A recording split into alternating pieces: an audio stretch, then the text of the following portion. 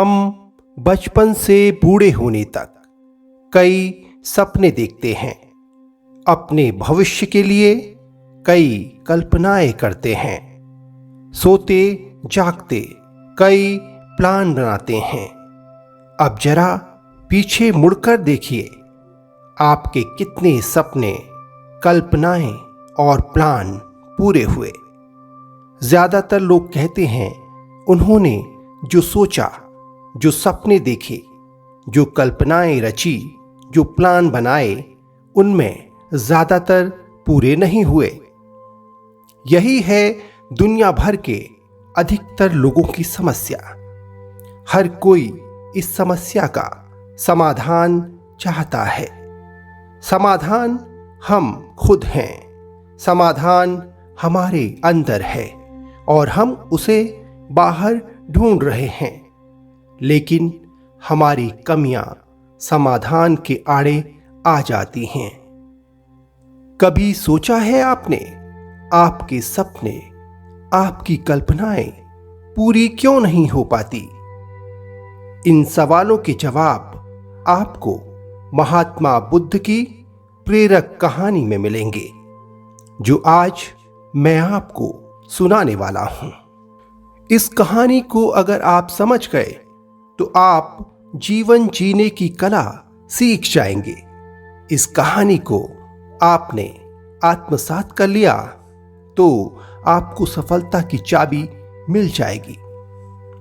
इससे पहले कि आप इस प्रेरक कहानी में खो जाएं, मेरे चैनल को सब्सक्राइब जरूर कर लीजिए। बेल आइकन प्रेस कीजिएगा, जिससे जब भी मैं नई कहानी पब्लिश करूं, आपको नोटिफिकेशन मिल जाए और आप मेरी हर प्रेरक कहानी सुन पाएं। तो शुरू करता हूं जीवन में बदलाव लाने वाली ये प्रेरक कहानी। एक बार की बात है, महात्मा बुद्ध का एक गांव में प्रवचन चल रहा था। एक व्यक्ति हर रोज प्रवचन सुनने आता था। बुद्ध अपने प्रवचन में लोभ, मोह, अहंकार, द्वेष आदि छोड़ने की बातें किया करते थे। एक दिन वह व्यक्ति गौतम बुद्ध के पास आकर बोला, महाराज, मैं 1 महीने से आपका प्रवचन रोज सुन रहा हूं, लेकिन मुझ पर उसका कोई असर नहीं हो रहा। क्या मुझ में कोई कमी है या उसका कोई और कारण है?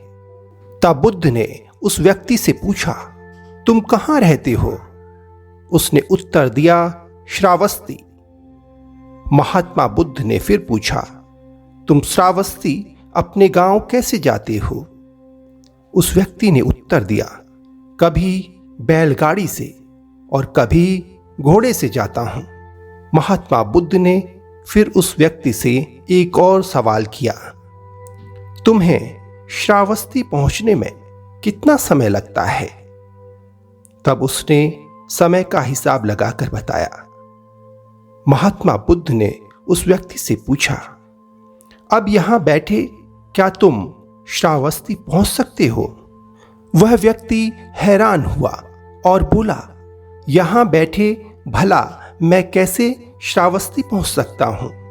इसके लिए मुझे चलना पड़ेगा या फिर किसी वाहन का सहारा लेना होगा। महात्मा बुद्ध ने कहा, तुम बिल्कुल सही कह रहे हो। व्यक्ति चलकर ही अपनी मंजिल पर पहुंच सकता है।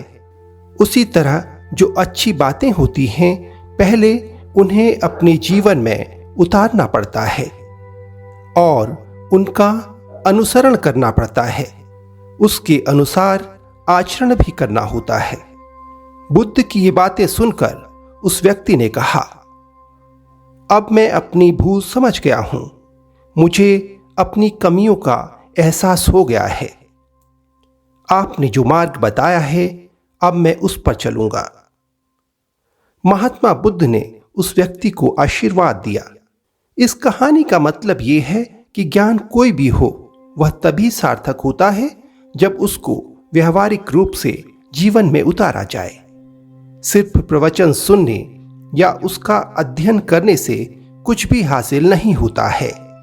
दोस्तों, ये ठीक वैसा है जैसे हम बिस्तर पर पड़े पड़े सोचते रहें कि हम किसी खूबसूरत टूरिस्ट स्पॉट पर घूम रहे हैं। क्या हम उस टूरिस्ट स्पॉट पर पहुंच पाएंगे? नहीं, जवाब है नहीं। इसी तरह टेबल पर खाना रखा है, भूख भी लगी है। क्या खाने की थाली को देखने भर से भूख मिट जाएगी, पेट भर जाएगा? नहीं, जवाब है नहीं।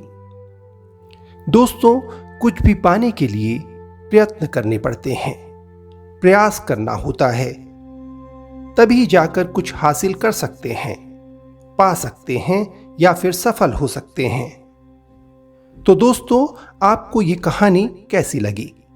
मुझे कमेंट करके जरूर बताइएगा। अगर आपको ये कहानी पसंद आई है तो आप इस कहानी को अपने परिवार और दोस्तों के साथ शेयर कीजिएगा, जिससे आपके जरिए आपके करीबी लोगों की जिंदगी में सकारात्मकता बढ़े, पॉजिटिविटी बढ़े। दोस्तों, इस वीडियो में इतना ही।